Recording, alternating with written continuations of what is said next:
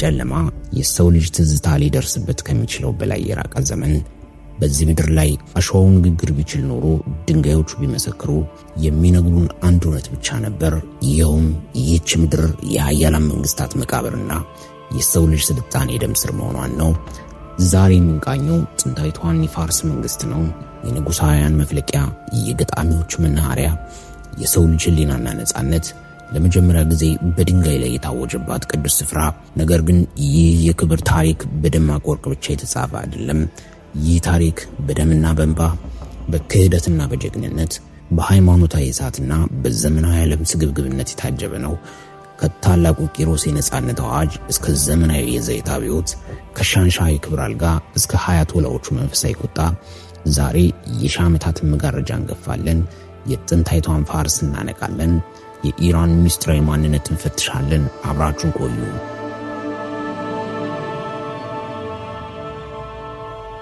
ዛሬ የምንቃኘው የፋርስ መንግስት ነው። የንጉሳውያን መፍለቂያ፣ የገጣሚዎች መናኸሪያ፣ የሰው ልጅ ህሊናና ነጻነት ለመጀመሪያ ጊዜ በድንጋይ ላይ የታወጀባት ቅዱስ ስፍራ። ነገር ግን ይህ የክብር ታሪክ በደማቅ ወርቅ ብቻ የተጻፈ አይደለም።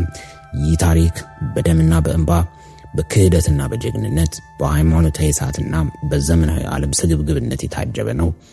ከታላቁ ቂሮስ ነጻነት አዋጅ እስከ ዘመናዊ የዘይት አብዮት፣ ከሻንሻ የክብር አልጋ እስከ አያቶላዎቹ መንፈሳዊ ቁጣ፣ ዛሬ የሺህ ዓመታትን መጋረጃ እንገፋለን። የጥንቷን ፋርስ እናነቃለን። የኢራን ሚስጥራዊ ማንነት እንፈትሻለን። አብራችሁን ቆዩ።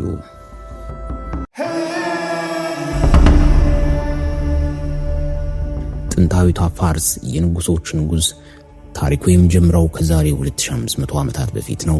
ዓለም ገና በጨቅላነቷ ሳለች አንድ ሰው ተነሳ። ታላቁ ቂሮስ ግዛትን ብቻ ሳይሆን የሰው ልጅን ህሊና የገዛ ንጉስ ነበር። ቂሮስ ባቢሎንን ሲቆጣጠር በታሪክ ለመጀመሪያ ጊዜ የሰብአዊ መብት አዋጅ አወጀ። ቂሮስ የደም ጥማት የነበረው ወራሪ አልነበረም። ይልቁንም ምርኮኞች ወደ ቤታቸው እንዲመለሱ፣ ሃይማኖቶች እንዲከበሩና ባርነት እንዲቆም ያዘዘ ንጉስ ነበር። የአካሚኔድ ስርወ መንግስት ሲመሰረት ፋርስ የዓለምን ብርት ሆነች። ከህንድ እስከ ግብጽ፣ ከግሪክ እስከ ኢትዮጵያ ድንበር ድረስ የፋርስ ግርማ ሞገስ ይታይ ነበር። ዳሪዮስ ታላቁ ፐርሰፖሊስን ሲገነባ ዓለም እንዲህ ያለ ድንቅ ጥበብ አይታ አታውቅም ነበር። ነገር ግን ታሪክ ጨካኝ ናት። መነሳት ባለበት ሁሉ መውደቅም አለ። የታላቁ እስክንድር ጦር እንደ ማዕበል መጣ። ፐርሰፖሊሲ በእሳት ጋየች። የፋርስ ጥንታዊ ክብር በአመድ ተሸፈነ። ሆኖም ፋርስ እንደ ፊኒክስ ወፍ ከአመድ መነሳትን ታቀበጣለች። ፓርቲያኖችና ሳሳኒዶች የፋርስን አጥንትና ስጋ መልሰው ገነቡት። ለሮማውያን የማይበገሩ ቅዠት ሆኑባቸው። ለ400 ዓመታት ሳሳኒዶች የዓለምን ግማሽ ኃይል ተቆጣጥረው ቆዩ።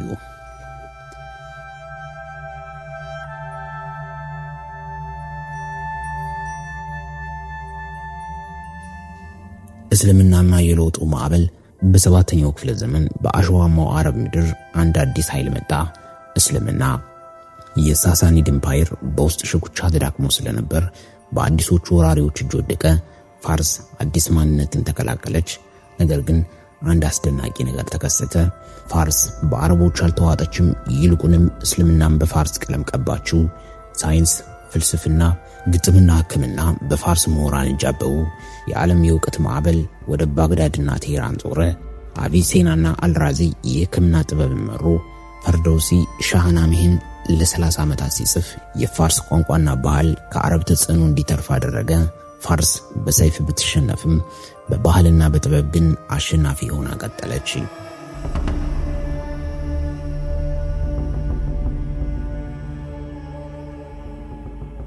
የሳፋቪዶችና የሺአ ማንነት ከ100 ዓመታት በኋላ በ1501 ዓመተ ምህረት ሌላ ታላቅ ለውጥ መጣ። የሳፋቪድ ስርወ መንግስት ሻህ እስማኤል ኢራንን በአንድ ሃይማኖታዊ ጥላ ስር ሰበሰባት። የሺአ እስልምና ይህ ውሳኔ የዛሬዋን ኢራን የፈጠረ ድንጋጌ ነበር። ኢራን ከጎረቤቶቿ ኦቶማን ተለይታ የራሷን ፖለቲካና ሃይማኖት ግብ ገነባች። ታላቁ ሻህ አባስ ዋና ከተማውን ወደ ኢስፋሃን አዛወረ። ኢስፋሃን የዓለም ግማሽ ተብላ ተጠራች። የህንፃ ጥበቧ፣ መስጊዶቿና ድንቅ ምንጣፎቿ የዓለም ነገስታትን አስደንቁ። ኢራን በራሷ ማንነት፣ በራሷ ስነ ጥበብና በራሷ የሃይማኖት መስመር መመካት ጀመረች።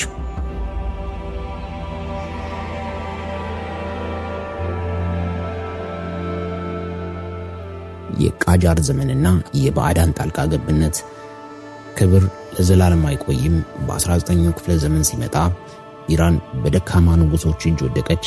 የቃጃር ነገስታት ለቅንጦት ሲሉ አገሪቱን ለሩሲያና ለብሪታንያ ሸጧት። እንዲህ ያለ ህዝብ ክብሩን ሲሸጥ ምን ይሰማዋል የሚለውን ጥያቄ ለእናንተ በመተው ኢራን የሁለት ኃያላን መጫወቻ ሆነች። በሰሜን ሩሲያ ግዛቶቿን ነጠቀቻት።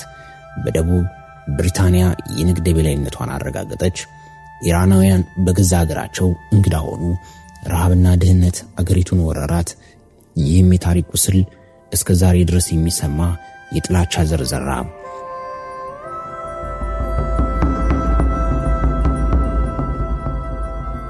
ጥቁር ወርቅና ሙሐመድ ሞሳዲቅ በ1908 ዓ.ም ታሪክን ለዘላለም የቀየረ ክስተት ተፈጠረ።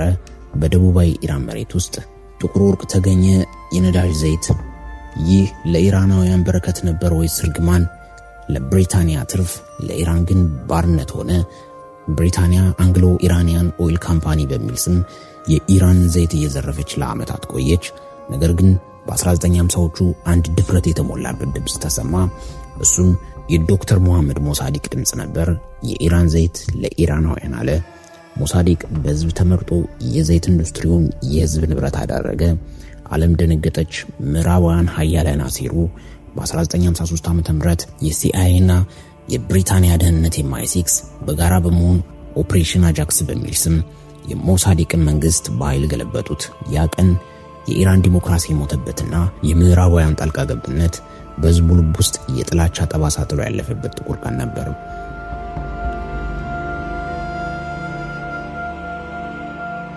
የሻህ ዘመንና ነጩ አብዮት።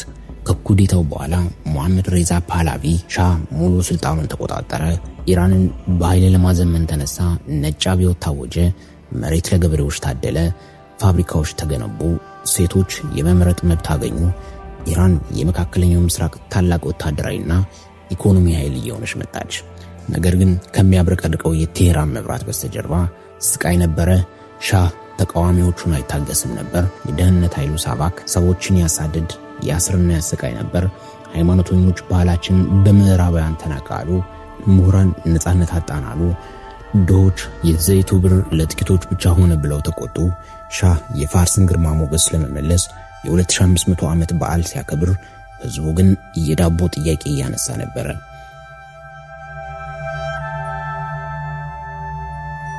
በ1979 ዓ.ም መንገዶች ሁሉ በሰው ተሞሉ።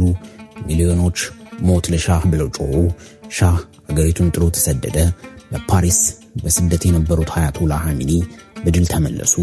የ2500 ዓመታት የንግስና ታሪክ በአንድ ጀንበር አከተመ። ኢራን የእስልምና ሪፐብሊክ ሆነች። የኤምባሲ ታጋቾች ቀውስ ዓለምን አንቀጠቀጠ። ኢራን ፊቷን ከምዕራቡ ዓለም አዞረች። ይህ አብዮት ሃይማኖትን ከፖለቲካ ጋር ያቆራኘ የአዲስ ዘመን መጀመሪያ ሆነ። የ8 ዓመት ውልቂት። አብዮቱ ገና ሳይረጋጋ ሌላ መከራ መጣ። በ1980 ዓ.ም ሳዳም ሁሴን አጋጣሚውን በመጠቀም ኢራንን ወረረ። ለ8 ረጅም ዓመታት ደም ፈሰሰ። ትውልድ አለቀ። የኬሚካል ጥቃቶች፣ የከተሞች ጦርነት። ኢራን ከሞላ ጎደል ብቻዋን ቆመች። ይህ ጦርነት ኢራንን የበለጠ አጠነከራት። መሞት ካለብን በክብር እንሞታለን የሚል ብሔራዊ ስሜት ፈጠረባት። በሺዎች የሚቆጠሩ ወጣቶች ለእምነትና ሀገር በሚል መስዋዕት ሆኑ። ጦርነቱ ሲያበቃ አሸናፊ ባይኖርም የኢራን መንግስት ግን በህዝቡ ልብ ውስጥ ስር ሰደው ነበር።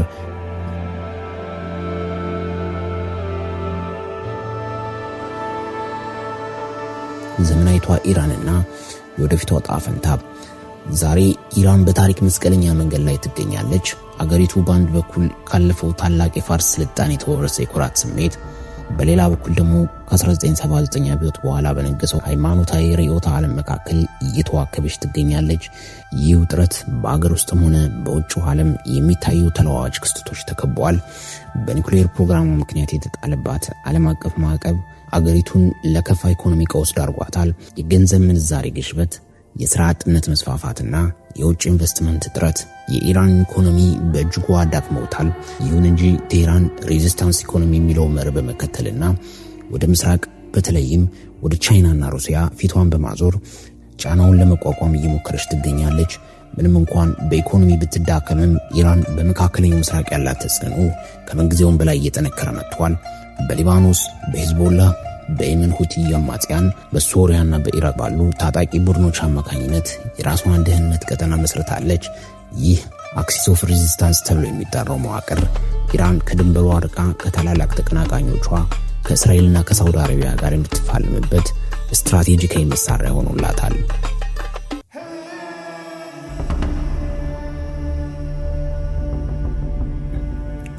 የትውልዱ ግጭት፣ የቴሄራን ጎዳናዎች ድምጽ፣ በአገር ውስጥ የኢንተርኔት ዘመን ትውልድና የቆየው ጥብቅ ስርዓት ፊት ለፊት ተጋፍጠዋል። ዛሬ በኢራን ጎዳናዎች የሚሰማው የለውጥ ፈላጊ ወጣቶች ድምጽ ከቀድሞ በተለየ መልኩ ማህበራዊ ነጻነትን፣ የሴቶችን መብትና ፖለቲካዊ ግልጽነትን የሚጠይቅ ነው። ከግማሽ በላይ የሚሆነው የኢራን ህዝብ እድሜው ከ30 ዓመት በታች ነው። ይህ ትውልድ የዓለምን በዲጂታል መስኮት የሚመለከትና ከሃይማኖታዊ ጥብቅ ህጎች ይልቅ ግላዊ ነጻነትን የሚያስቀድም ትውልድ ነው። ነገር ግን የሥርዓቱ ሃይማኖታዊ መሪዎች ይህንን የለውጥ ጥያቄ እንደ ባህላዊ ወረራና የአገሪቱን ደህንነት እንደሚያሰጋ አደጋ ይመለከተዋል።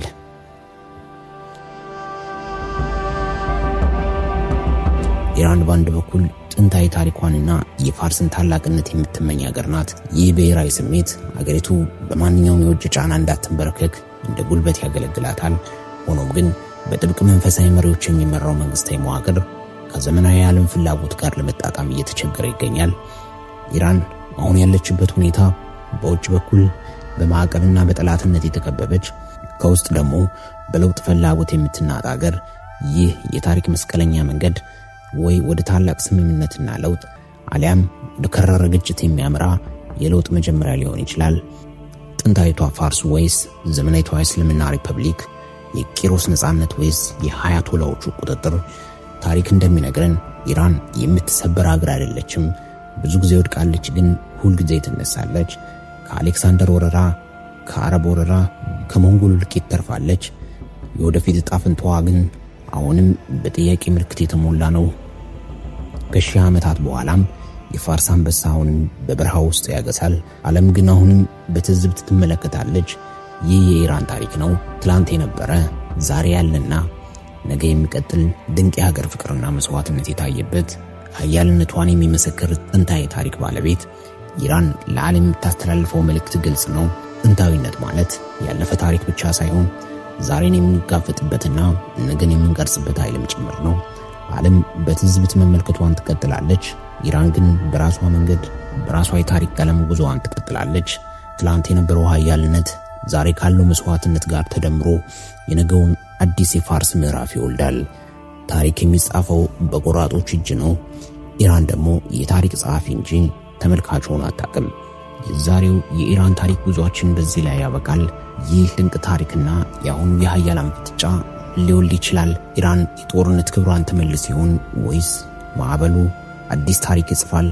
ሐሳባችሁን በኮሜንት መስጫው ላይ አካፍሉን። እንደዚህ ያሉ ጥንት የታሪክ ትንታኔዎችና ዓለም አቀፍ ጉዳዮች በፍጥነት እንዲደርሷችሁ ቪዲዮውን ላይክ፣ ሼር እና ሰብስክራይብ በማድረግ የቻናላችን ቤተሰብ ይሁኑ። ስለተከታተላችሁን እናመሰግናለን። በቀጣይ በሌላ ድንቅ የታሪክ ምዕራፍ እስከምንገናኝ ድረስ ሰላም ቆዩ።